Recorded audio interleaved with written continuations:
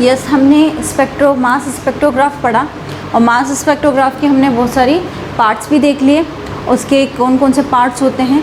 उसी से रिलेटेड एक नया जो स्पेक्ट्रोग्राफ है उसको कहते हैं हम डबल फोकसिंग मास स्पेक्ट्रोग्राफ, यानी कि ये द्विक फोकस करने वाला द्रव्यमान स्पेक्ट्रोग्राफ होता है। इसमें आपको, क्योंकि इसमें क्या होता है, आपके वेग और आपका डायरेक्शन दोनों को ही एक साथ फोकस किया जाता है, यानी कि आपकी वेलोसिटी और डायरेक्शन दोनों को आप क्या करते हो, एक साथ फोकस करते हो, इसलिए इसका नाम ही क्या है, डबल फोकसिंग मास स्पेक्ट्रोग्राफ। दोनों क्या है, वेलोसिटी एंड आपका जो डायरेक्शन है वो इसमें फोकस होता है। ठीक है, अब आपके क्या होंगे इसके अंदर कि आपके जितने इसके पार्ट्स वही हैं जो हमने मास स्पेक्ट्रोग्राफ में पढ़ा है कि वही आयन सोर्स है, वही आपके सिलेंड्रिकल फिल्टर्स हैं, यानी कि आपको कौन सा फिल्टर लेना है, देन आपका मोमेंटम फिल्टर लेना है, देन आपका फोटोग्राफिक प्लेट है।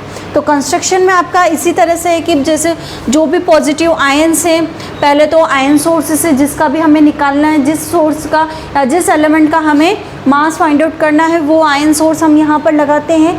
ठीक है, वो आयन सोर्स से आपके क्या होते हैं, आयन्स, एलिमेंट के आयन्स निकलते हैं।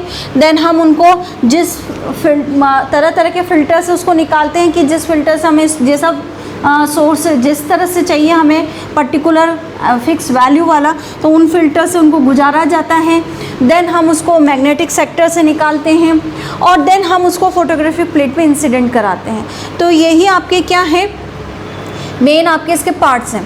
तो ये जब हम ये जो मैग्नेटिक फील्ड से हम जब इसको सेक्टर से निकालते हैं तो हमें एक सीरीज़ के रूप में क्या बीम मिलती है, यानी कि सीरीज़ के रूप में आपके एलिमेंट्स आयंस मिलते हैं।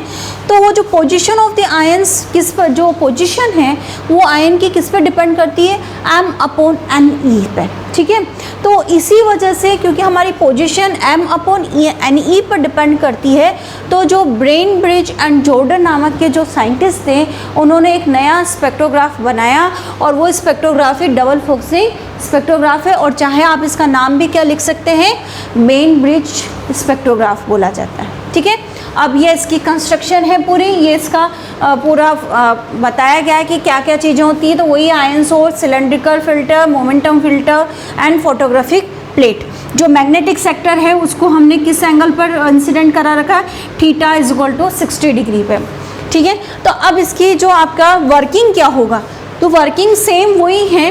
वर्किंग में जो हमारी जो आयन सोर्स है इसके अंदर डिस्चार्ज हो रहा है, डिस्चार्ज होने से आपके आयंस प्रोड्यूस हो रहे हैं। जिस भी एलिमेंट का आपको मास फाइंड आउट करना है, जिस भी परमाणु का, नाभिक का आपको मास फाइंड आउट करना है, उसको इस आयन सोर्स के अंदर आयन के रूप में वो क्या होंगी, पॉजिटिव आयंस इससे निकलने लगेगी। जैसे ही पॉजिटिव आयंस यहाँ से निकलने लगे, हमने क्या रख रखा है, सिलेंड्रिकल एनर्जी फिल्टर को इसमें यहाँ पर इसके रूप में रख रखा है। तो ये सिलेंड्रिकल एनर्जी फिल्टर है। इसमें आपने क्या करते हैं, हम सिलेंड्रिकल एनर्जी फिल्टर में electric field and magnetic field दोनों को हम क्या करते हैं, आपस में परपेंडिकुलर डायरेक्शन में इंसिडेंट कराते हैं। तो ये सिलेंड्रिकल पैरेलल कैपेसिटर है, एनर्जी फिल्टर है। तो इसमें जो इलेक्ट्रिक फील्ड है वो कैसे लग रहा है, यहाँ से यहाँ तक। ठीक है, ये पॉजिटिव आयंस यहाँ से बीम के रूप में आ रही है, क्योंकि यहाँ पे हमने होल कर दिया था, एक नैरो बीम के रूप में आपको इसको मिल रही है। और मैग्नेटिक फील्ड हमने क्या कर दिया, इसके परपेंडिकुलर डायरेक्शन में लगा दिया और दोनों को क्या करा, हमने इक्वल कर दिया। तो QVB = QE के बराबर कर दिया। Q की जगह हम NE लिख सकते हैं। तो दोनों फोर्स क्या होंगे, एक दूसरे के परपेंडिकुलर है, दोनों एक दूसरे को इक्वल सेंस में हमने लगाया।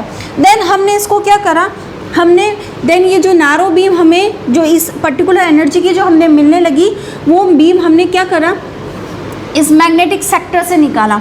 और आपको पता ही है मैग्नेटिक सेक्टर में क्या होता है, हमारी जो बीम है वो हमें एक सीरीज़ के रूप में मिलती है, और इसमें हमने मैग्नेटिक सेक्टर भी 60 डिग्री। तो हमें ये मैग्नेटिक सेक्टर ही क्या कहलाता है, आपका मोमेंटम फिल्टर है। यानी कि अब जब इस मैग्नेटिक सेक्टर से जब आपका आयंस निकलेंगे, जो पार्टिकल्स निकलेंगे, वो क्या होंगे, पर्टिकुलर मोमेंटम वाले होंगे। और किस रूप में होंगे, एक सीरीज़ के रूप में मिलेंगे। जैसे ही हमें सीरीज़ के रूप में आपको मिलने लगे, बाद में आके लास्ट में क्या है, फोटोग्राफिक प्लेट लगा रखी है। तो आपके जो पर्टिकुलर मोमेंटम वाले, जो अलग अलग मोमेंटम वाले जो भी पार्टिकल्स होंगे, उनके मास क्या है, डिफरेंट है। मोमेंटम भी क्या है, डिफरेंट है। तो हर मास, पर्टिकुलर मास वाले जो भी पार्टिकल्स होंगे वो लाइंस के रूप में आपको फोटोग्राफिक प्लेट में मिलने लग जाएंगे, यानी कि डिफरेंट मास का एक सीरीज़ बन जाएगा, फिर डिफरेंट मास का एक सीरीज़, फिर डिफरेंट मास का दूसरा। तो हमें इस रूप में क्या होंगी, लाइंस मिलने लग जाएंगी, स्पेक्ट्रम मिलने लग जाएगा पर्टिकुलर मास का और पर्टिकुलर मोमेंटम का। देन हम इसको माइक्रोस्कोप की मदद से देख लेंगे इस स्पेक्ट्रम को, और इस स्पेक्ट्रम को हम देखने पर हम अलग अलग तरह के पार्टिकल्स को स्टडी कर पाएंगे, उसके मास को स्टडी करते हैं। तो ये इसकी क्या है, टोटल इसका वर्किंग है। वर्किंग सेम वही आयन सोर्स के बाद में आपका फिल्टर के बाद में आपका मोमेंटम जो मैग्नेटिक सेक्टर बना है। मैग्नेटिक सेक्टर का काम ही है ये त्रिज्य खंड, वही वाला जो मैंने आपको उसके पार्ट्स में भी समझा दिया कि ये क्या है, मैग्नेटिक फील्ड त्रिज्य खंड के रूप में। तो पर्टिकुलर सीरीज वाले ही हमारे क्या होंगे, इससे बाहर निकल पाएंगे। तो पर्टिकुलर मोमेंटम हो गया, और मास क्या होंगे, जिसका मास एक जैसा वो एक एक लाइन बनाता जाएगा, जिसको हम फोटोग्राफिक प्लेट पर माइक्रोस्कोप की मदद से देख लेंगे। ठीक है, तो इस रूप में आपको क्या होंगे, स्पेक्ट्रम मिलेगा, और जिसकी हम स्टडी करके उस एलिमेंट के आप क्या करेंगे, मास फाइंड आउट कर लेंगे। ठीक है, तो ये आपका ब्रेन ब्रिज मास स्पेक्ट्रोग्राफ है। अब हम इसके कुछ कमियां और कुछ एडवांटेज देख लेते हैं। ओके,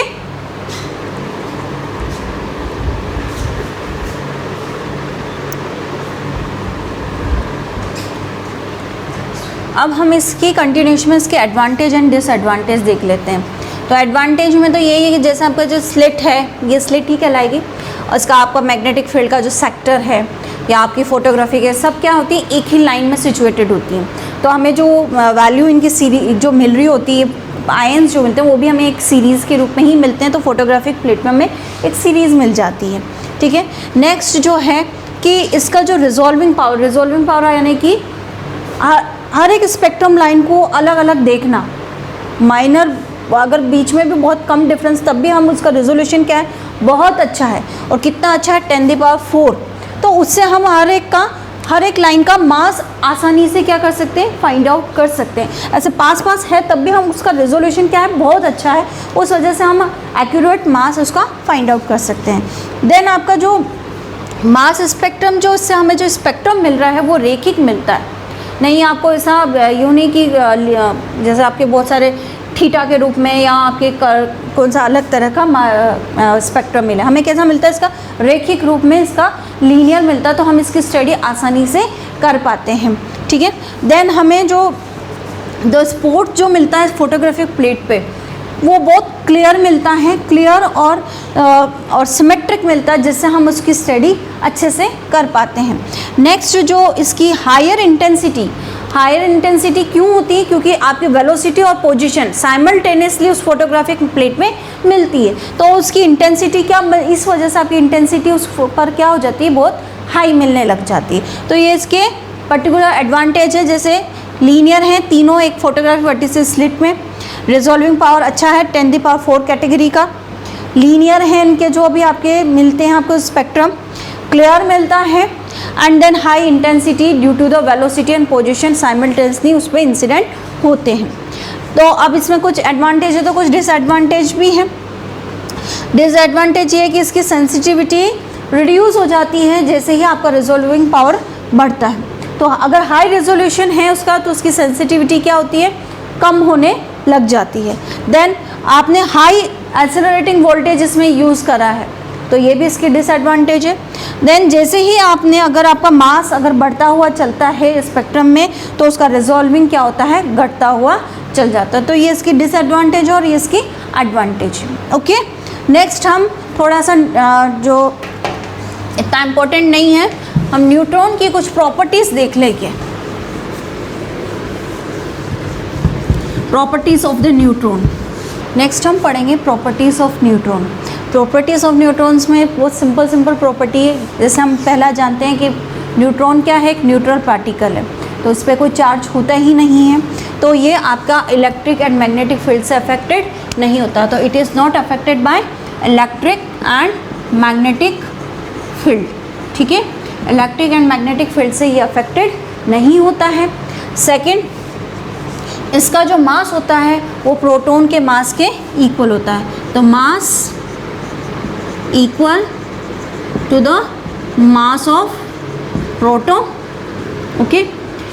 और ये क्या करता है, बहुत thick layer of the mirror है, उसको भी आपको कट कर सकता था, cut thick layer of any mirror, ठीक है। क्योंकि ये न्यूट्रल पार्टिकल होता है तो इसका पाथ कोई यानी कि ये डिटेक्ट नहीं कर सकता, क्योंकि न्यूट्रल पार्टिकल तो उसका पाथ कोई एग्जैक्ट नहीं होता, तो हम इसको डिटेक्ट नहीं कर सकते। Does not have any path, it has does not have any path, so it not be detected. यानी कि हम इसका कोई पर्टिकुलर पथ नहीं होता है तो हम इसको डिटेक्ट नहीं कर सकते, हम इसको जान नहीं सकते कि ये कहाँ पर है, ठीक है। फिर और जो आपका न्यूक्लियस है वो आपको सभी को पता है कि जो न्यूक्लियस है वो प्रोटॉन और न्यूट्रॉन से मिलके बना हुआ है।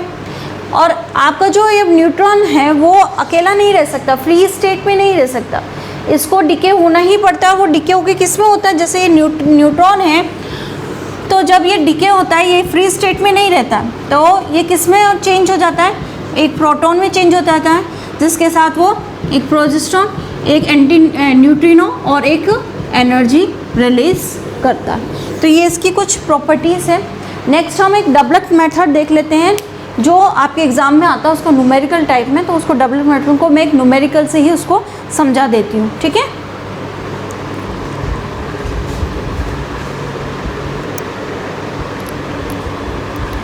अब हम एक इम्पॉर्टेंट टॉपिक पढ़ेंगे, इसका न्यूमेरिकल आता है और न्यूमेरिकल ही मैंने यहाँ पे लिखा रखा है।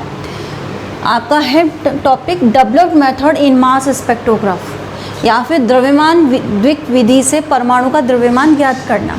अब हमने जब ये मास स्पेक्ट्रोग्राफ पढ़ा था तब उसमें देखा था कि जैसे इसका जो रेजोल्यूशन क्या है बहुत अच्छा होता है। तो क्या है आपके जो आपके एलिमेंट्स हैं, जैसे ये एलिमेंट है, ये एलिमेंट, तो इनके पास क्या होते हैं, ये मास इस विधि से क्या होता है, इनके मास जो स्पेक्ट्रल लाइन्स बहुत पास आ जाती है, तो हम ये मेजर नहीं कर पाते हैं कि ये इसकी है ये स्पेक्ट्रल लाइन कि ये इसकी है स्पेक्ट्रल लाइन, हम इसको मेजर नहीं कर पाते हैं क्योंकि हमारे मास स्पेक्ट्रोग्राफ के लिए m/ne इन दोनों के लिए क्या है 28 ही है लमसम। तो इनका जो स्पेक्ट्रल लाइंस बनेगी वो क्या होंगी, एक जैसी ही बनेंगी। इनका क्या है, सिर्फ पूर्णांक मान तो सेम होता है बट दशमलव वाली जो चीज़ है वो ही चेंज होती है, तो स्पेक्ट्रल लाइंस बिल्कुल पास होती हैं। तो हमारे पास में जो ग्राफ बनता है या फोटोग्राफ प्लेट में इस तरह से स्पेक्ट्रल लाइंस बन जाती हैं, इस तरह से या ऐसी पास बन जाती हैं।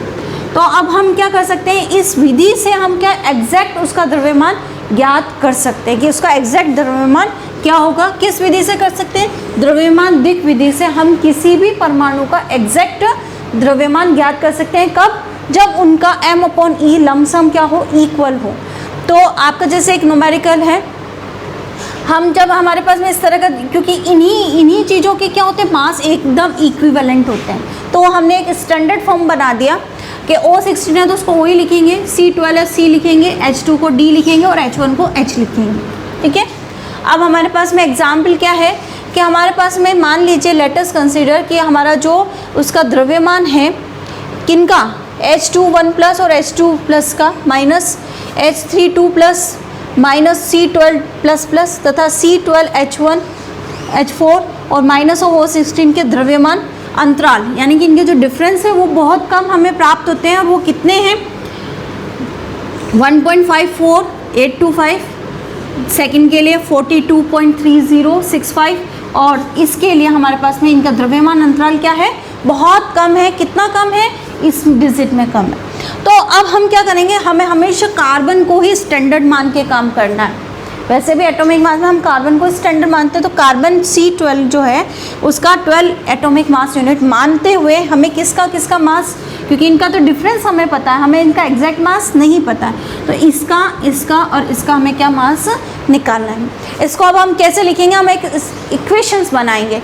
इक्वेशन कैसे बनानी है, H2 है, H1 को तो H ही लिखते हैं, तो 2 है तो क्या लिखेंगे 2H, माइनस H2 को क्या लिखते हैं हम H2, इस H2 को हम D के रूप में लिखेंगे और इनका डिफरेंस किसके बराबर है, A के बराबर, वो A लिख दिया हमने। अब नेक्स्ट है आपका H3 यानी कि क्या हो गया आपके पास में, यानी कि H ही है एक तरीके से, लेकिन क्या है 3 है, इसलिए 3D लिखेंगे उसको, क्योंकि 2 को क्या लिखा है हमने D के रूप में, तो ये क्या हो जाएगा 3D माइनस, क्योंकि यहाँ पे 2 पॉजिटिव हैं तो क्या लिखेंगे हाफ ऑफ C, इनका डिफरेंस किसके बराबर है B के बराबर।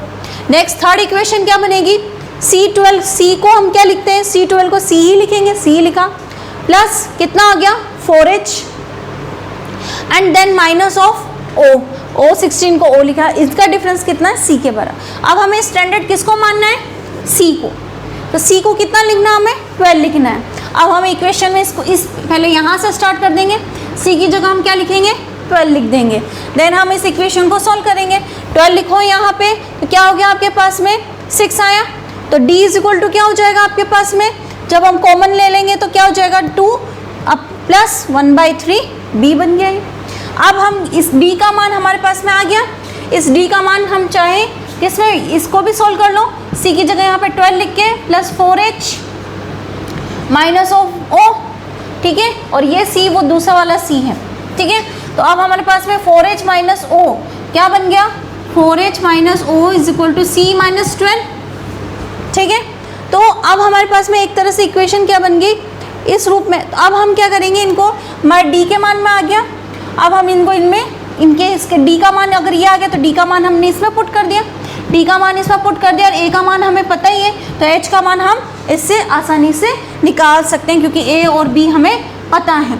H का मान निकल जाएगा, और किसका मान, इसी तरह से हम दूसरी इक्वेशन को सॉल्व कर लेंगे तो हमारे सारे H1, H2 और O16 के मान एटॉमिक मास यूनिट में निकल जाएंगे। तो आपको मेन तो इक्वेशन बनानी आनी चाहिए, और इक्वेशन बनाने के बाद में आप उसको C को स्टैंडर्ड लेते हुए, वैसे उसमें बोलते हैं न्यूमेरिकल में बोलेंगे कि उसको स्टैंडर्ड लेना है, देन स्टैंडर्ड लेते हुए आप इनको इक्वेशन जैसे सोल्व करते हैं वैसे इसको सॉल्व करना है। तो ये आज आपकी यूनिट नंबर जो 1 थी न्यूक्लियर फिजिक्स की वो आज कंप्लीट हुई है।